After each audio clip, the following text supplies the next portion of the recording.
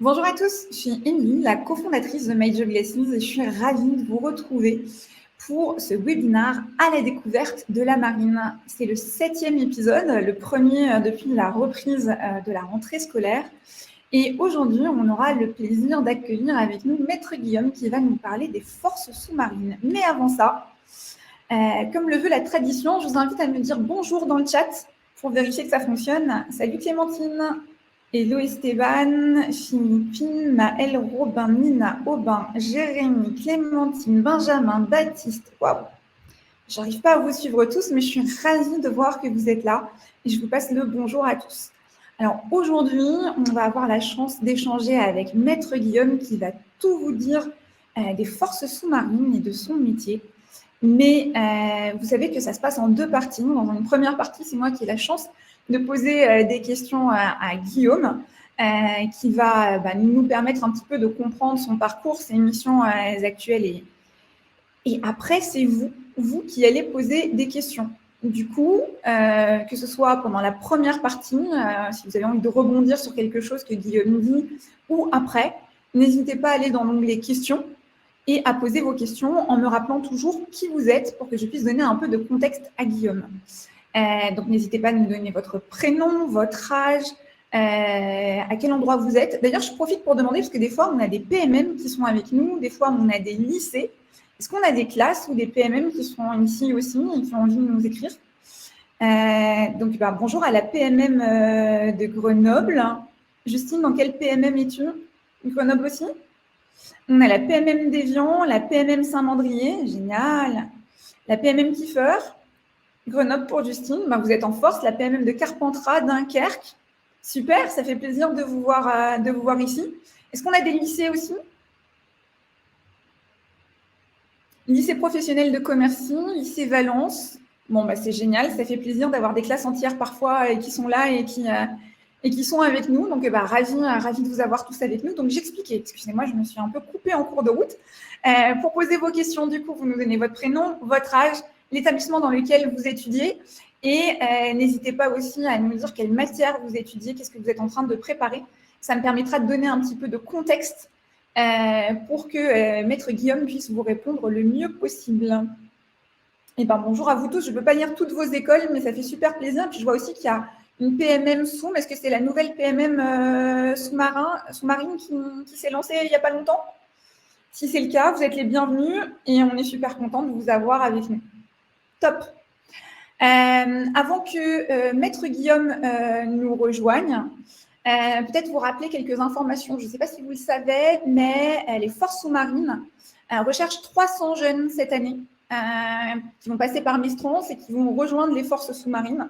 Et vous allez voir, avec Maître Guillaume, on va vous en apprendre un petit peu plus sur les forces sous-marines, vous aider à comprendre aussi les spécificités des forces sous-marines et vous allez voir qu'il y a plein de super challenges et plein de choses qui sont extrêmement intéressantes. Quelques éléments déjà à vous donner et on pourra poser des questions à Guillaume qui va nous aider à revenir sur le sujet.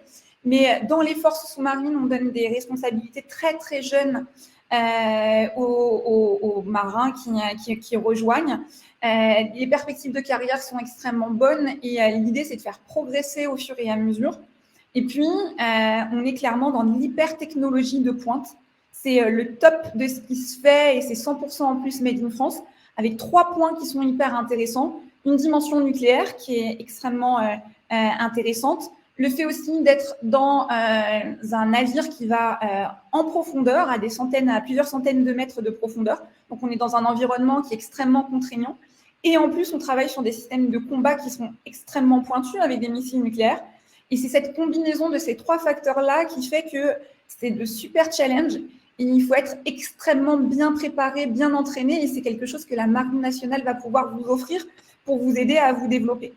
Donc, plutôt que de vous le dire moi, parce que je ne l'expliquerai jamais aussi bien, j'invite sans plus attendre Maître Guillaume à nous rejoindre.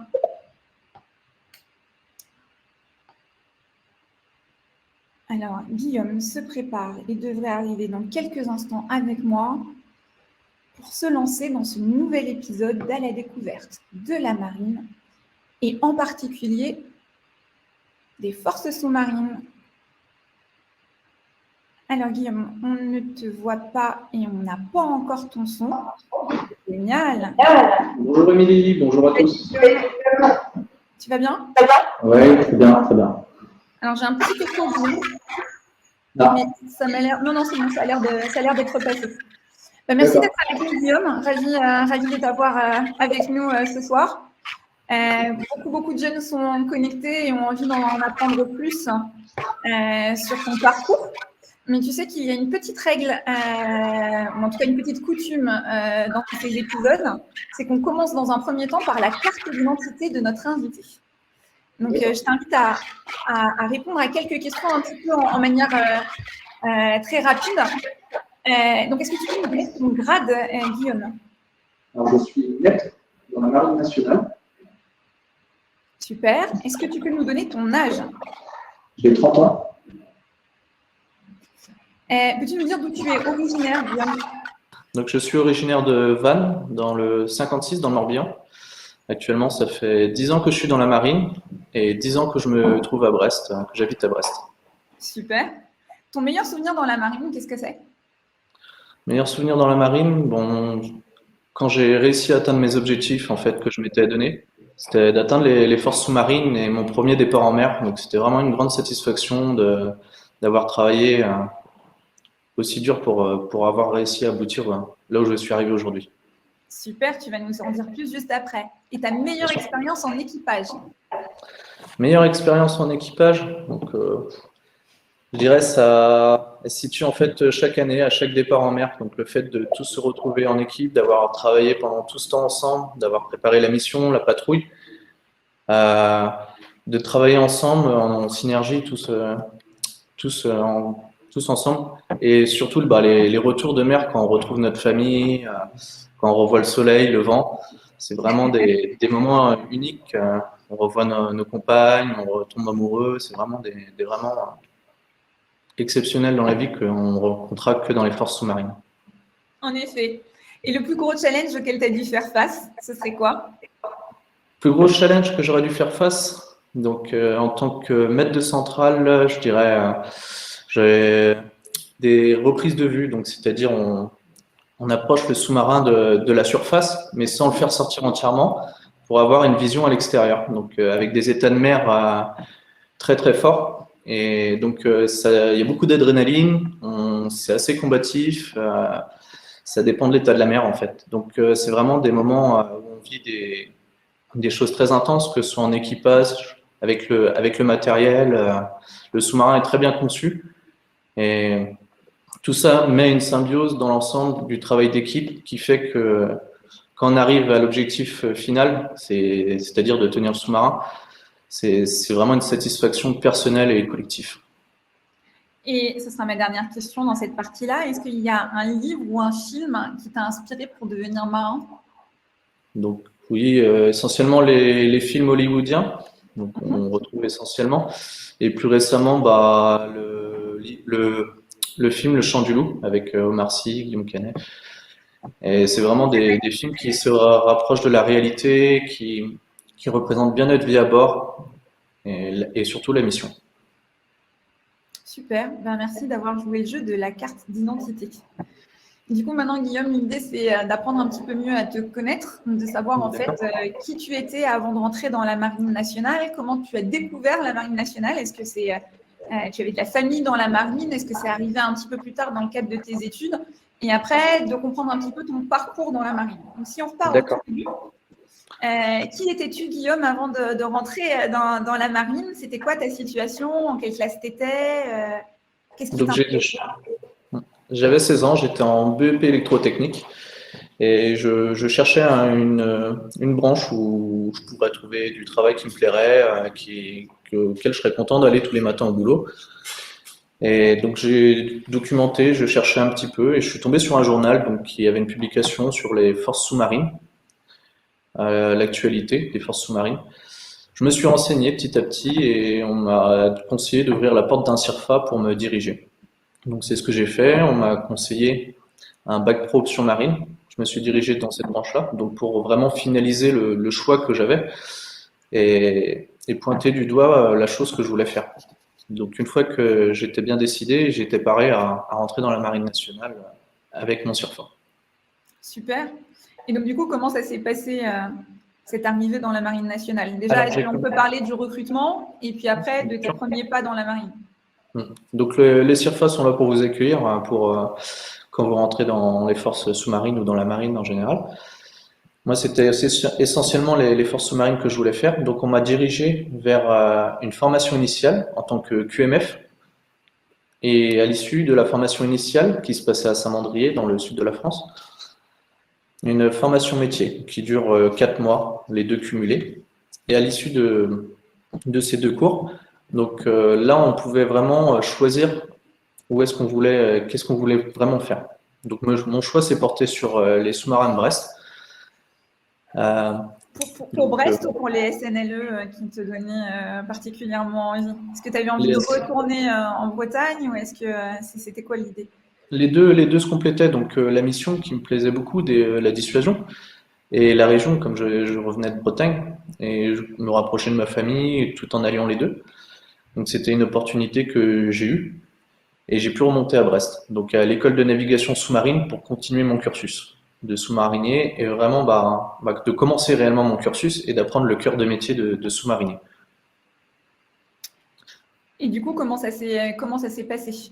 Alors j'ai commencé barreur. Donc à l'école, on nous apprend à piloter un sous-marin. Donc il faut savoir, au début c'est assez vague comme ça, mais il faut un peu s'imaginer. Donc on met un matelot derrière une barre on nous envoie on a des simulateurs à taille réelle. Donc c'est-à-dire on va piloter un sous-marin de 14 000 tonnes avec une chaufferie nucléaire, des missiles. C'est quelque chose qui est pas très commun et ça c'est pas inné en fait. Donc au début, on va nous apprendre un peu quand on est petit, on va nous mettre sur le vélo avec les roulettes sur le côté. On va nous aider, on va nous entraîner, nous former, nous guider. Donc un sous-marin, on va pas venir le poser en immersion comme on conduirait un scooter, quoi. Donc tout ça, ça s'anticipe, ça se travaille, c'est beaucoup d'investissement.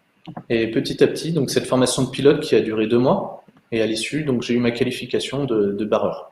Alors, juste pour être sûr, Guillaume, tu avais quel âge à cette époque-là?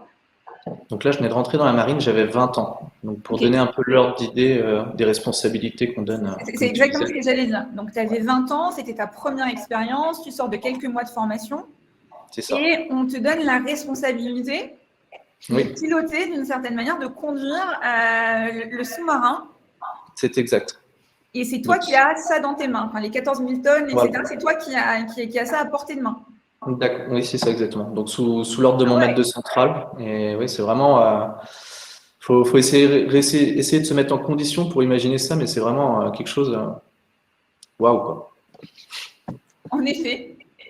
Et donc du coup, ça a été ton job pendant. Alors ça a duré. J'ai fait barreur pendant 4 ans. Donc à côté de ça, barreur, c'est un poste de quart. À côté de ça, j'étais torpilleur. Je m'occupais des armes tactiques et de l'entretien.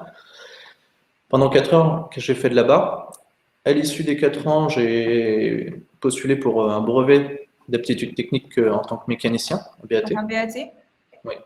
Donc je me suis dirigé un BAT mécanicien à Toulon. La formation s'est passée, donc 6 mois. Pareil, en équipe, on est mélangé avec des sous-mariniers, des surfaciers. Et à l'issue, je suis revenu sur Brest, à l'école de navigation sous-marine, une deuxième fois. Alors pas cette fois-ci pour travailler de la barre, non, mais travailler un pupitre qui se trouve à côté, qui s'appelle le tableau sécurité plongée. Donc on met un opérateur derrière ce pupitre, et cet opérateur en fait va permettre d'assurer la sécurité du sous-marin lorsqu'il est en plongée, de mettre tout en sécurité ce qu'on va appeler le porteur, le sous-marin, quoi. Et voilà. Du coup, pour bien comprendre, c'est quoi ton rôle dans ce cadre-là? Alors moi, mon rôle dans ce cadre-là, tu conduis le sous-marin. Ton deuxième rôle, concrètement, le but?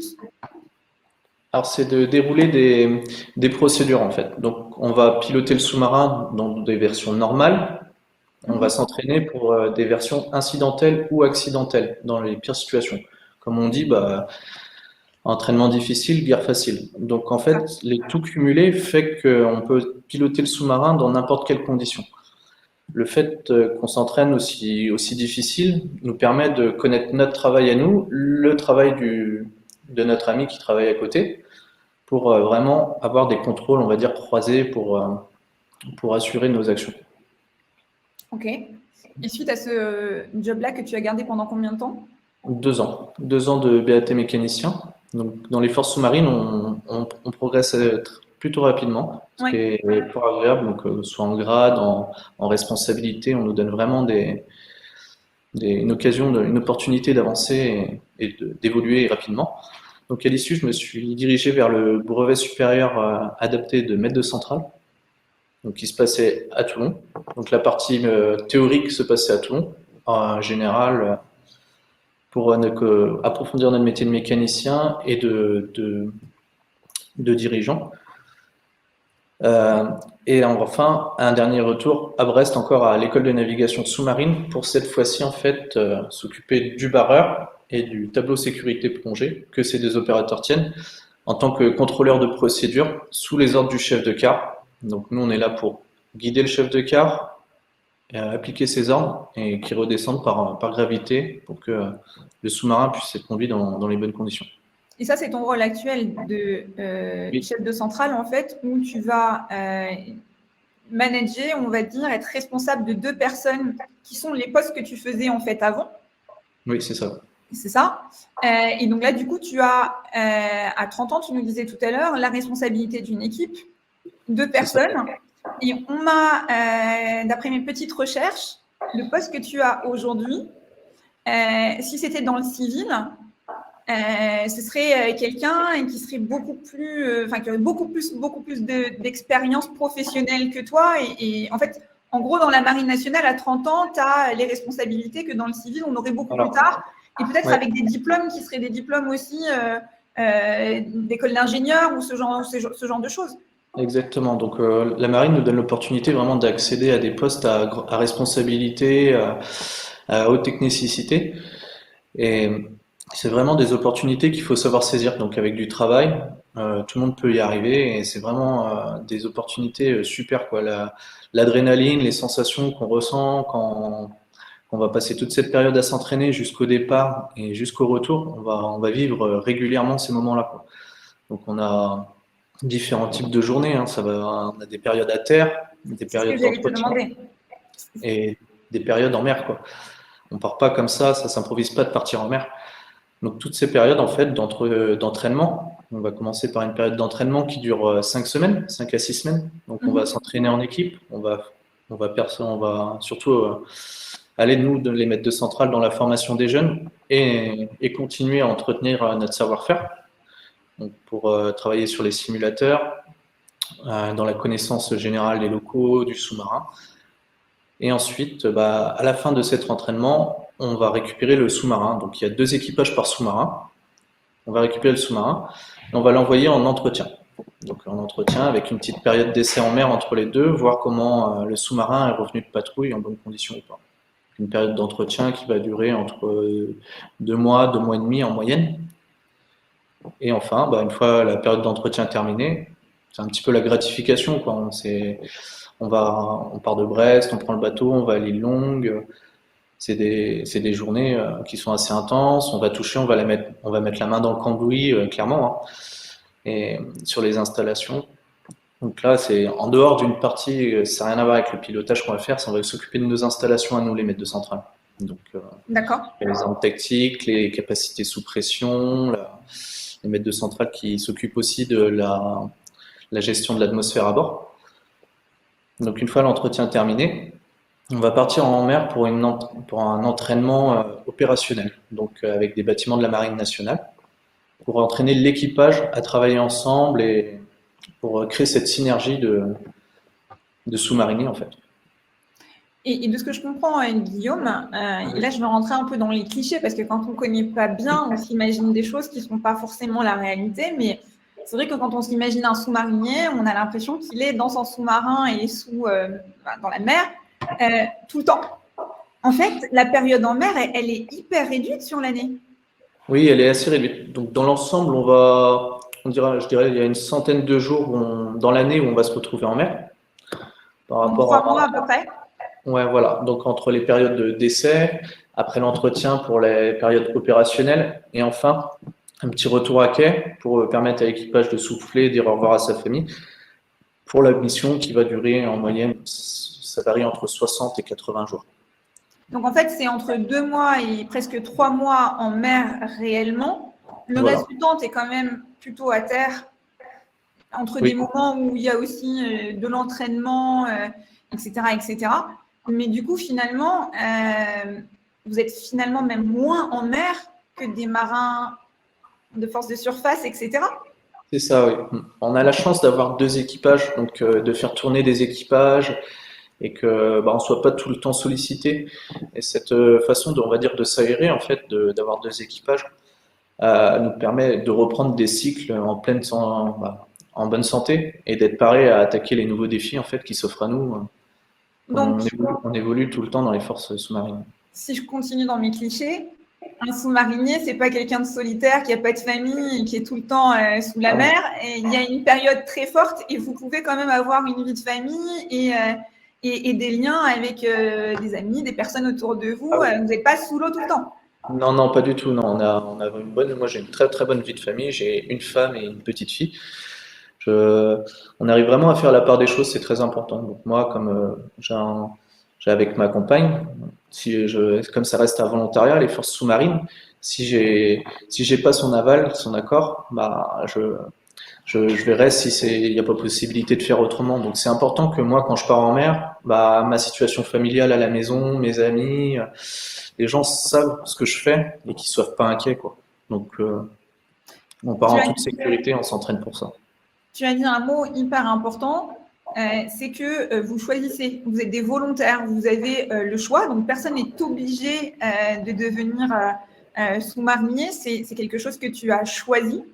Oui. Et je me suis laissé dire aussi que c'est quelque chose sur lequel on vous accompagne beaucoup et sur lequel on vous permet de voir un petit peu si ça vous plaît avant de vous engager. On m'a dit en préparant ce webinar, c'est comme quand on achète une maison, on n'achèterait pas une maison sans l'avoir visitée. Il y a un vrai accompagnement et il y a une vraie possibilité d'aller voir de plus près ce que ça veut dire pour savoir si c'est quelque chose qui vous plaît, qui vous donne envie et derrière vous pousser dans faciliter votre choix. Tu peux nous expliquer, toi, dès le départ, tu savais, mais comment ça s'est passé au début? Alors je dirais c'est un peu comme une intuition, comme on sait ce qu'on veut un peu pour Noël. Mais moi vraiment je savais ce que je voulais faire. Après de là à savoir si ça allait me plaire, on peut pas savoir jusqu'au moment où on a fermé le panneau. Mais déjà dès qu'on met le pied dans un sous-marin, on a une petite idée si on est claustrophobe, si la vie va nous plaire. On a vraiment de l'espace, on arrive à faire du sport à bord, on a des tapis de course, des rameurs, des vélos. On a de l'espace pour vivre en équipage vraiment. Donc non, le but c'est de voir d'abord dans un premier temps si ça vous plaît, c'est-à-dire mettre un premier pied sur un sous-marin. Et après, quand on ferme le panneau, c'est là où l'aventure commence. Et puis on met en pratique réellement tout ce qu'on s'est entraîné pendant toute cette période. Donc c'est vraiment gratifiant et c'est un métier super. Et si tu nous amènes justement avec toi dans une de tes aventures en mer, où justement on est dans le sous-marin, est-ce que tu as des anecdotes à nous raconter? Des moments où c'était un petit peu chaud et une action que tu as faite toi avec ton équipe a permis de faire changer les choses ou quelque chose auquel tu t'attendais pas et en fait que tu as découvert. Qu'est-ce que tu peux partager avec les jeunes qui nous écoutent pour leur permettre de vivre un peu ce que tu vis toi au quotidien? Bien sûr. Donc, quand on est sous l'eau, on sent pas l'état de la mer qui se passe en surface, les grosses vagues, ce genre. On n'a pas le mal de mer sous l'océan, bizarrement, parce que le sous-marin est très stable. Donc, à des moments, quand on revient de mer, on doit reprendre la vue, donc arriver s'approcher de la surface pour communiquer avec la surface, pour dire que tout s'est bien passé. Et une année, on revenait de mer, donc c'était en plein hiver, on avait un fort état de mer et on nous annonce sous l'eau avec les informations qu'on a, tout va bien là-haut, donc ça va aller. Et comme avec mon équipe et moi-même, on s'occupe de la pesée du sous-marin, de la stabilité en fonction de l'immersion où on est.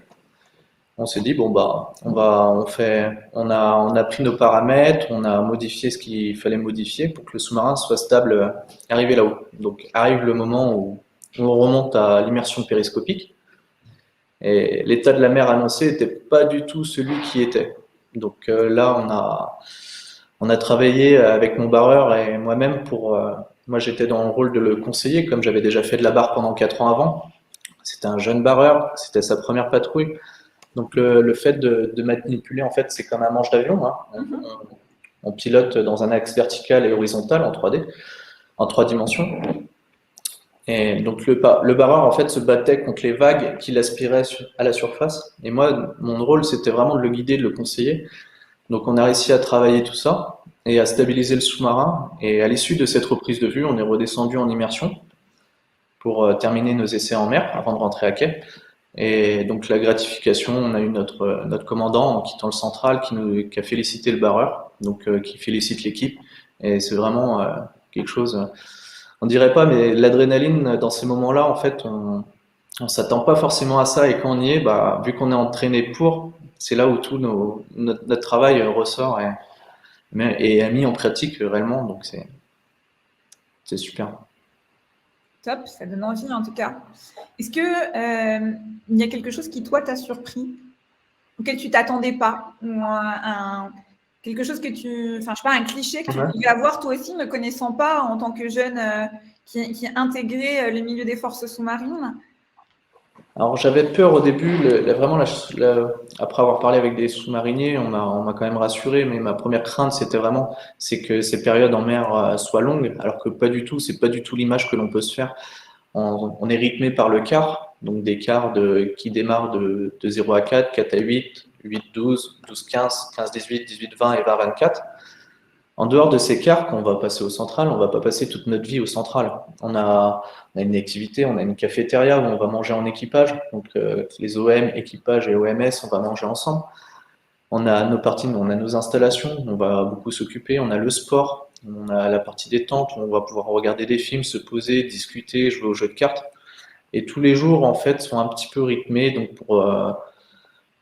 pour pouvoir faire passer ces moments, quoi. Donc, comme un peu dans les films aussi, on peut voir quand on passe en version nuit, bah, on va éteindre la lumière en rouge pour garder la notion du temps. Et moi, j'ai toujours fait cette sensation quand je reviens à terre, je me dis, oh, c'est passé super vite, quoi. Ça fait bizarre, quoi. Ouais. Et c'est des moments, j'adore, quoi. C'est sympa. Parce que tu me disais aussi, un SNLE, donc un sous-marin nucléaire lanceur d'engins, c'est petit, mais c'est pas si petit que ça. Enfin, on est dans un endroit qui peut paraître restreint, on est nombreux à l'intérieur, mais en fait, il y a quand même pas mal d'espace pour faire pas mal de choses. Ah oui, c'est pas du tout l'idée qu'il faut se faire parce qu'on a vraiment l'espace, on est plus de 100 à bord. Donc pour un sous-marin qui fait 120 mètres de long, comme ça on pourrait se dire ça fait petit, mais pas du tout. Hein. On a vraiment de l'espace pour s'occuper, pour vraiment on arrive vraiment à faire ce qu'on veut et puis on se crée de l'espace aussi. Parce que le moindre espace est occupé par une installation ou par du matériel qui est rangé. Moi, mon but en mer, c'est que le sous-marin, quand il part avec le bon matériel pour qu'il soit approvisionné et qu'en cas de panne, on puisse dépanner. Et le fait de tout l'espace est bien optimisé pour que le personnel, en fait, à taille humaine, on puisse ne pas avoir ce phénomène de manque d'espace, quoi. Il y a de nombreuses questions de jeunes auxquelles on va répondre dans pas longtemps, mais si tu avais un conseil à leur donner, ils hésitent, ils se posent la question, ils ne sont pas sûrs, tu leur dirais quoi? Foncez. Moi, c'est travail, la persévérance, se donner un objectif et le travail paye toujours. C'est un métier plein d'actions, que soit les sous-marins d'attaque à Toulon ou les SNLE à Brest qui font la dissuasion. Moi, ma première approche était vraiment un petit peu ce côté patriotique, comme on peut retrouver un peu aux États-Unis, donc servir la France. Et c'est une mission qui est vraiment honorable et quand on se donne les moyens, on y arrive toujours. Et tu confirmes que d'un point de vue technicité, vous êtes dans des conditions et vous êtes formé pour être en capacité de gérer votre mission au mieux. Et tout est fait pour vous accompagner, vous développer. C'est beaucoup de travail, mais finalement, vous êtes totalement à la pointe, avec du matériel de pointe aussi, et vous avez une mission qui est hyper noble. Ah oui, la mission est noble. Donc, on a le matériel à disposition. On a la chance, comme je disais, c'est du volontariat. Donc, quand c'est du volontariat, on se donne peut-être plus les moyens de réussir à ce qu'on a envie de faire. Le matériel qu'on a à disposition est adapté à nous. On est vraiment mis dans de bonnes conditions quand on part. On n'est pas lâché comme ça. Et le fait de travailler avec du matériel de haute technologie, en fait, français, comme tu disais tout à l'heure, euh, c'est vraiment sympa qu'on n'aura pas eu l'occasion d'avoir dans le monde du civil et de travailler avec ça aussi jeune, aussitôt, tellement de grandes responsabilités. En tant que maître de centrale, moi, c'est toujours une gratification à chaque fois dès qu'on arrive à faire ce qu'on a envie de faire, en fait. Et tu es tout jeune, tu as 30 ans, c'est déjà Oui. ton 3e métier. Tu as déjà eu plusieurs formations qui t'ont permis de monter en compétences, d'avoir un BAT, puis un BS. C'est quoi la suite pour toi, Guillaume? Donc la suite pour moi, là, actuellement, cette année, je suis revenu de mer en été. Là, je repars encore en tant que maître de centrale pour 3 ans embarqué sur un CNLE. À l'issue, donc, la marine nous donne le choix. Donc, soit on peut continuer à naviguer, ou soit, en général, nous, on va prendre une période un petit peu d'aération, profiter un peu de la terre, de la famille. Donc, au bout de 3 ans, j'ai la possibilité d'aller à terre et de maintenir mes connaissances et surtout les transmettre aux jeunes. Moi, c'est un petit peu mon côté que j'aime bien, c'est transmettre mon savoir-faire en fait. Donc moi, je vais demander pour aller à l'ENSM en fait. Donc tu serais formateur cette fois-ci, c'est ça? Voilà. Tu vas rendre l'appareil à ceux qui t'ont appris. Enfin, avant, c'est toi qui étais apprenant. Et là, l'idée, c'est d'aller transmettre aux nouvelles générations de sous-mariniers pour les former à leur tour. Exactement. La première fois que j'ai vu un maître de centrale à l'école de navigation sous-marine, je me suis dit, je veux faire ça. C'était la chose. Je veux faire ça. Donc, à moi de transmettre après mon amour de mon métier, quoi. Et c'est ce que tu fais un peu ce soir avec nous aussi, auprès des jeunes qui t'écoutent, et merci pour ça. Bon, vous êtes nombreux, il y a plein de questions. Est-ce que vous avez bien voté pour les questions qui vous intéressent le plus? Je vous laisse encore une petite minute, le temps de remercier Guillaume qui s'est prêté au jeu de la première partie. Je voudrais vous présenter une autre personne alors, que vous n'allez pas voir et qui ne va pas nous rejoindre, mais c'est le commandant Nicolas qui est avec nous. Et le rôle du commandant Nicolas, ça va être de vous aider parce qu'il y a plein de questions qui sont très techniques sur du recrutement et auxquelles Guillaume ne va pas pouvoir répondre.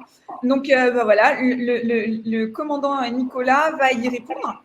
Alors, Nicolas, si vous voulez bien, je vous propose d'attendre qu'on prenne les questions. Comme ça, vous allez pouvoir nous aider si Guillaume n'a pas la réponse.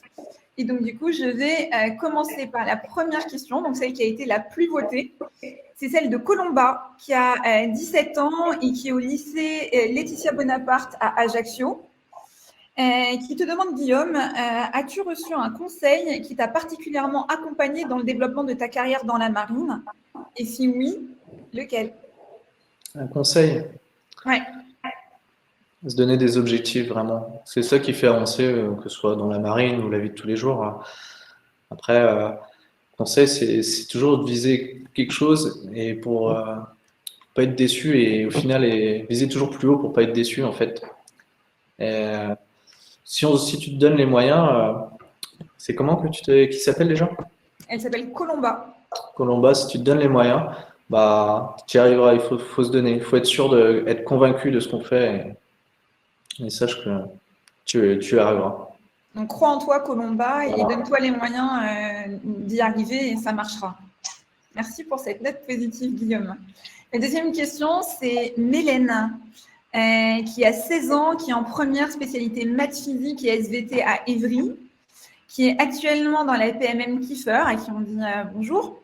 Et elle nous dit, les femmes ne sont pas encore admises dans les forces sous-marines. Alors, je crois que ce n'est pas tout à fait vrai, parce qu'il me semble que quand on est officier, on peut être une femme dans les forces sous-marines, mais on va en parler juste après. Avez-vous des informations pour savoir si elles seront bientôt admises à bord ou pas?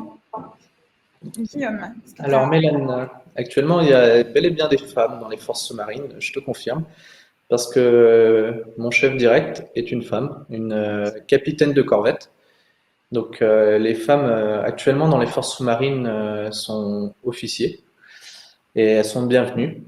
Que ce soit moi dans mon travail de tous les jours, que je reçoive d'un ordre d'un homme ou d'une femme, l'ordre sera fait de la même façon et tout aussi respectueusement. Donc sache que les femmes sont bienvenues dans les forces sous-marines. Super, merci Guillaume. On a une question de Jules qui a 22 ans et qui est un ancien mécanicien de la SNCF qui souhaiterait te poser cette question. Comment as-tu vécu ta première mission en immersion? Alors, c'est pas un voyage, hein, on part pas au camping. Mais ma première mission, c'était vraiment l'aboutissement de mon rêve qu'en fait, que pendant 1 an et demi, j'ai travaillé pour et la gratification d'y réussir, hein, c'était vraiment quelque chose de magique. Et comme je disais, bah, les retours sont d'autant plus, on revoit le soleil, la nature et la chose toute bête. Vous pourrez demander à Thomas Pesquet si vous aurez l'occasion, c'est peut-être de sentir le vent sur sa peau, parce que on se rend compte des choses qui sont importantes que lorsqu'on en est privé en fait. Et on en profite d'autant plus quand on revient. Et c'est ça vraiment qui m'a. C'est marrant la comparaison avec Thomas Pesquet, parce qu'on me disait aussi tout à l'heure que le matériel de pointe qui est le vôtre est pas loin de celui de l'ISS en fait. Enfin, on est sur vraiment quelque chose qui est extrêmement, extrêmement de haut niveau. À l'époque, quand les SNLE, bah, c'est toujours d'actualité, hein, les SNLE sont la pointe de la technologie et ils sont aussi complexes qu'une fusée Ariane. Donc, on travaille avec Ariane Group également, c'est un des coopérateurs qu'on a. Et c'est vraiment, on a sensiblement tendance à dire que les SNLE sont aussi complexes dans la façon de l'utiliser qu'une fusée spatiale, en effet. Je reviens sur la question de Mélène tout à l'heure, parce qu'on a le commandant Nicolas, du coup, qui a confirmé ce que disait Guillaume, et donc, du coup, qui nous confirme que l'embarquement de main féminin à bord des SNLE concerne pour l'instant seulement les officiers, que c'est bien évidemment fait comme pour les hommes sur la base du volontariat, et avec un parcours de qualification qui est identique aux homologues masculins. Ça m'a fonctionné uniquement sur SNLE à ce stade, et il me semble que c'était aussi pour des questions de capacité et de place pour pouvoir avoir aussi des femmes à bord. Donc, en tout cas, il y a une volonté et c'est super de voir que ça se féminise de plus en plus. C'est ça. On a ensuite une question d'Alexis, qui est en 2e année d'école d'ingénieur à l'ENSE3, en filière mécanique et énergétique. Et il veut postuler à un VOA en tant qu'ingénieur mécanicien N-Pro. Et en fait, il avait une question pour toi, Guillaume. Il voulait savoir quelles sont tes relations, tes missions et les rapports que tu peux entretenir avec les ingénieurs. Bonjour Alexis, donc la relation, la mission que j'ai avec les ingénieurs en tant que maître de centrale, avec par intermédiaire de mon opérateur TSP, tableau sécurité plongée, on communique avec eux pour avoir des ordres de vitesse. Donc les ingénieurs sur SNLE sont des officiers et qui eux pilotent le réacteur et la machine, donc ce qui va permettre à la ligne d'arbre de tourner grâce à la vapeur du réacteur nucléaire. Donc, on est en communication directe avec eux et on communique régulièrement pour que ce soit de la conduite normale ou de la conduite en cas d'incidentel ou accidentel. Merci beaucoup. On a une question. Attends, je vérifie. Le complément d'information du commandant Nicolas qui nous dit que les ingénieurs atomiciens font partie du même équipage que Guillaume et qu'ils peuvent même être le chef de Guillaume, par exemple. Exactement. Voilà. Question sur laquelle je pense qu'on va avoir besoin de l'aide du commandant Nicolas. C'est une question de Mareva qui est à l'université d'Aix-Marseille. J'ai pas ton âge, Mareva, mais ça nous donne quand même une petite idée. Elle voulait savoir comment on fait pour intégrer la réserve.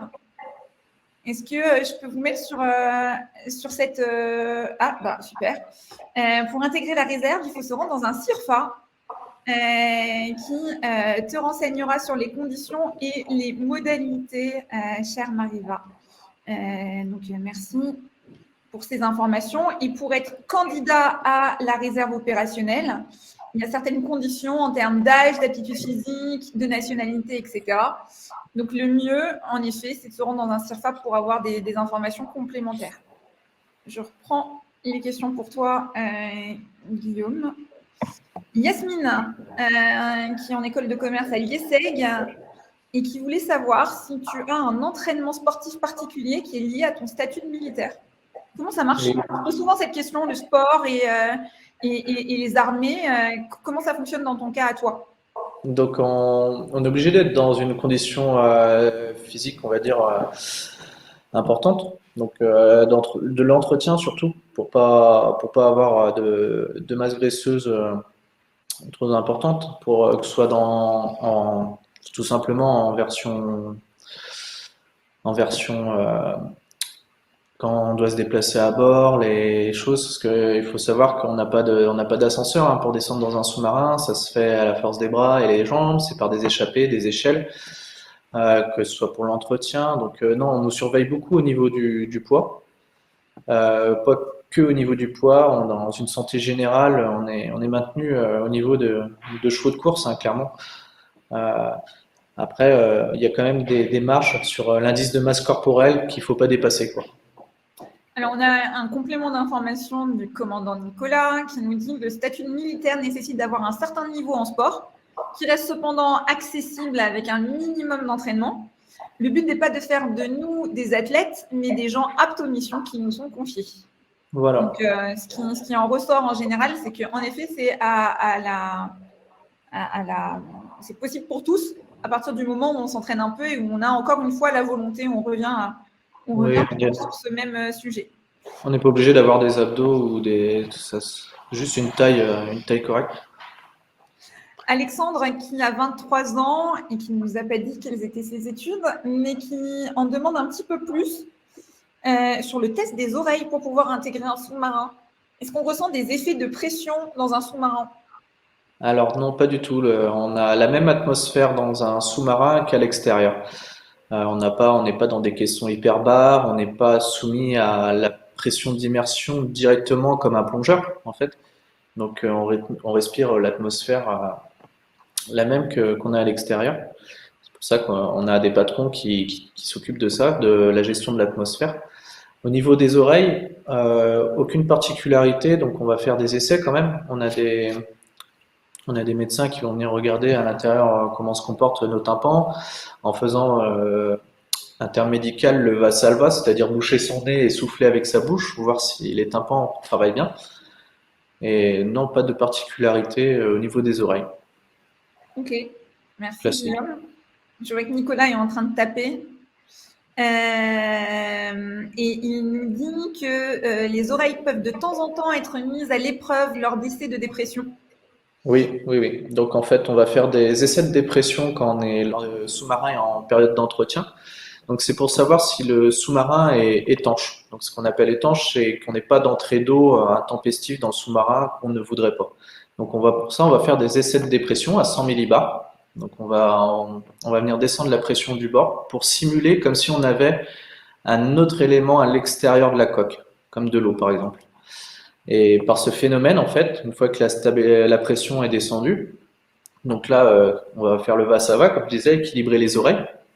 Donc rien de bien méchant. Quand vous mettez la tête sous l'eau, c'est pareil. Si vous mettez à 1 mètre ou 2, vous allez devoir faire l'équilibrage avec les oreilles.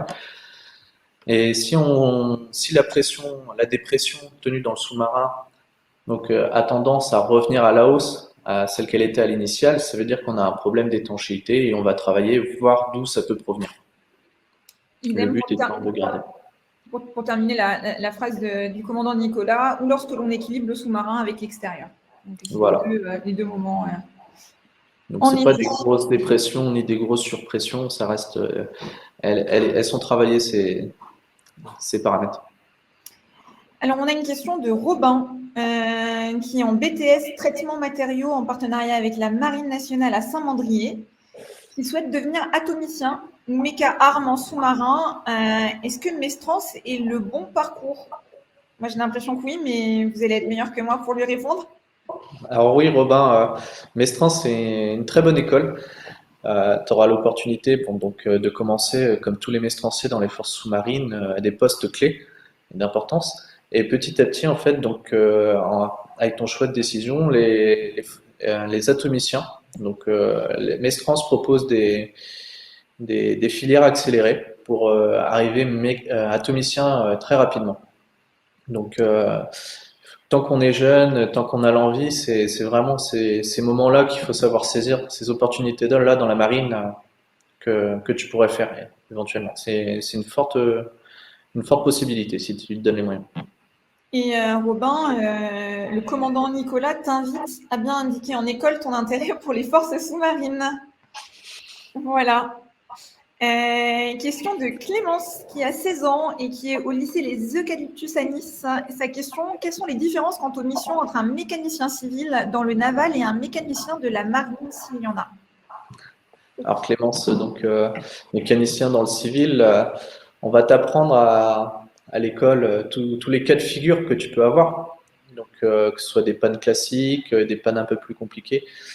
Moi, vraiment, l'expérience que j'ai en tant que mécanicien, c'est que les pannes marines, on sera souvent adapté à des situations qu'on n'a jamais vues, donc on va apprendre, super intéressante.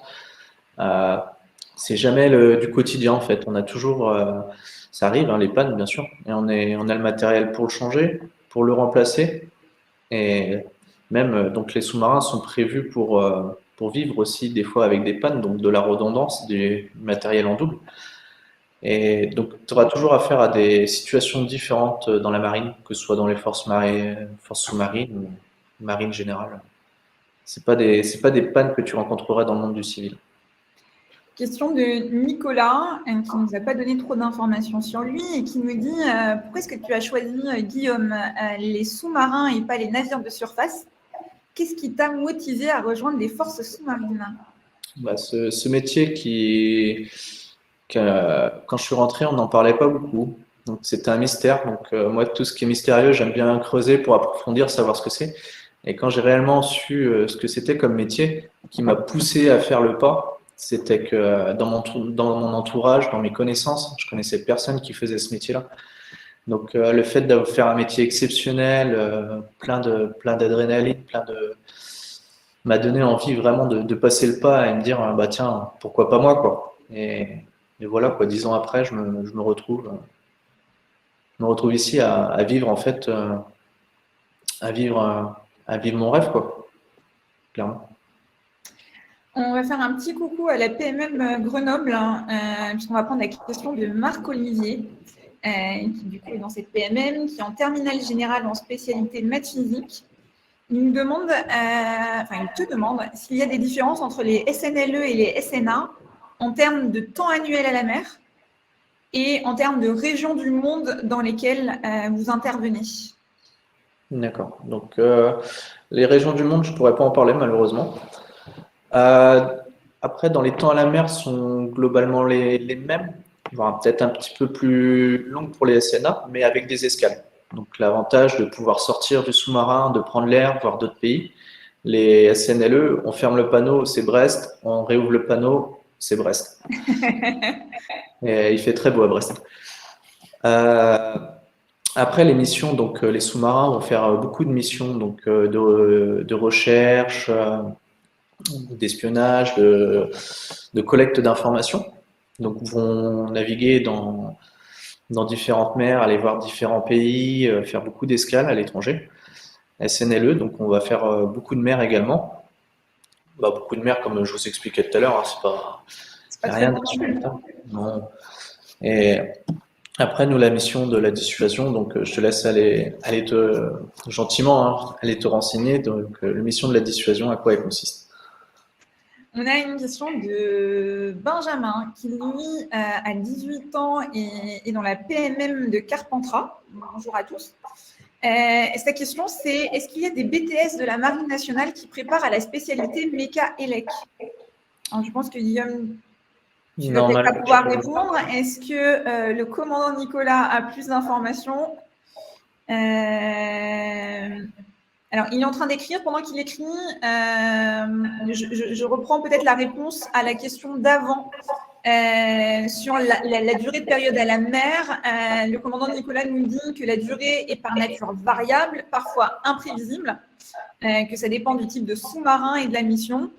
Mais comme tu le disais aussi, Guillaume, en moyenne, c'est une centaine de jours par an dans les deux cas.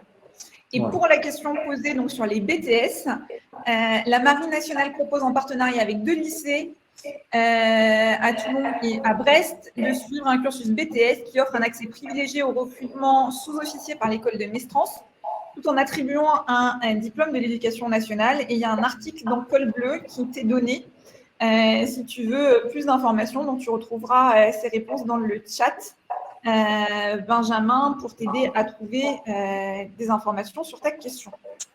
Alors, on a une question de Yasmine, pareil, qui ne se présente pas et qui ne nous en dit pas trop plus sur elle, donc je ne vais pas pouvoir te la présenter mieux.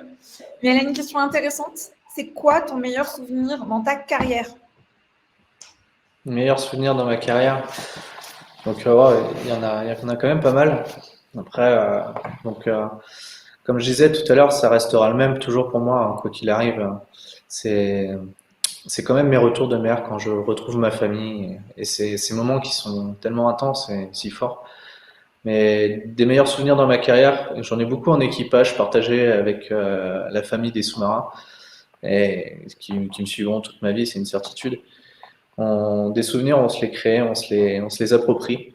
Donc, comme ça, à la foulée, je pourrais pas t'en lancer un, mais c'est surtout ces moments de retrouvailles en famille, essentiellement pour moi, qui me donnent la force de continuer ce travail dans de bonnes J'espère que conditions. je ne vais pas écorcher ton prénom, Kylian, qui a 17 ans et qui passe l'année prochaine l'épreuve de son bac MELEC, électricien.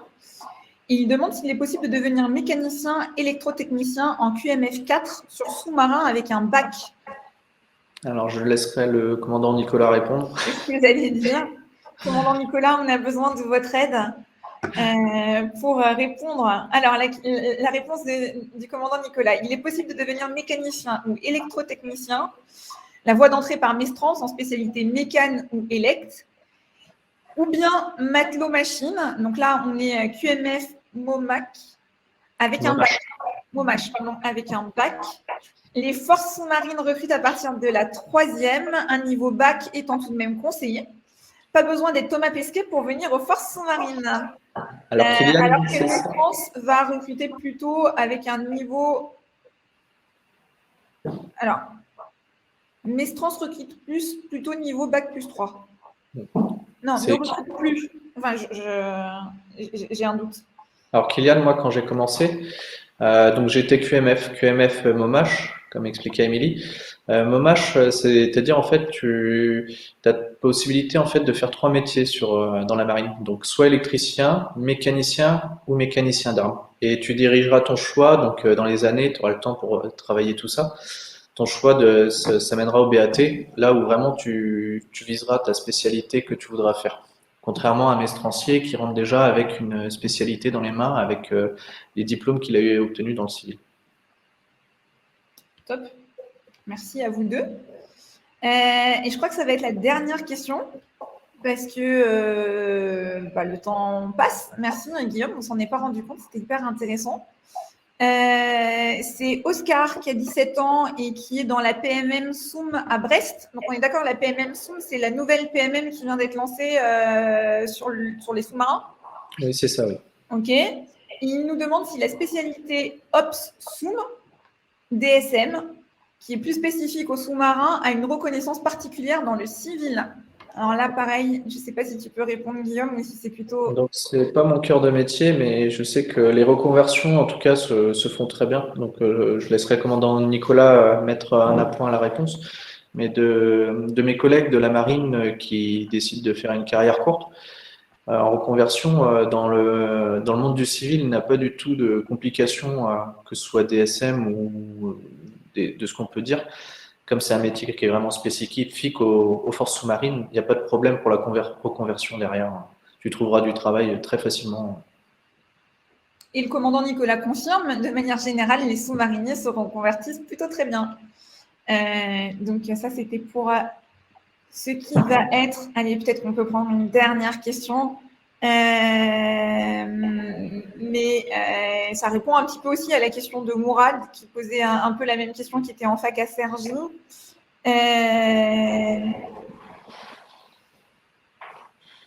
J'essaie de trouver des dernières questions, mais en fait, ça risque d'être un peu dur, parce que là, je suis arrivée en bas des questions qui ont toutes le même nombre de votes. Et donc, du coup, j'ai peur de choisir au hasard.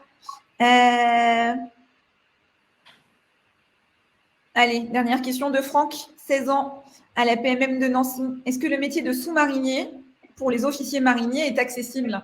Alors, je ne sais pas ce qu'il entend par accessible, mais il y a en effet des officiers mariniers chez les sous-mariniers. J'imagine qu'il veut dire est-ce que c'est assez facile? Comment on y rentre et comment ça se passe? Donc, Franck, tu peux rentrer directement dans les forces sous-marines en étant officier marinier, ou également si tu viens, par exemple, d'un cursus différent, faire le pont, quoi. Passer de la surface aux forces sous-marines est également possible, hein, comme ça reste un volontariat. Donc, si tu poses un volontariat, ton dossier sera étudié par les forces sous-marines et tu passeras l'épreuve qui suit derrière pour le recrutement. Je sais pas si.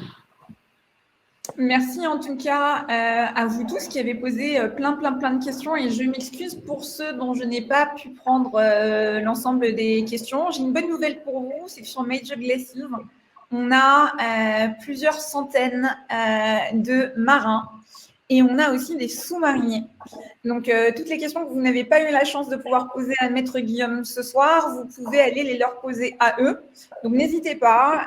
On a 400 marins qui sont présents, qui sont ravis d'échanger avec vous et qui partagent leur quotidien avec vous. Donc, allez les contacter, allez leur poser toutes vos questions.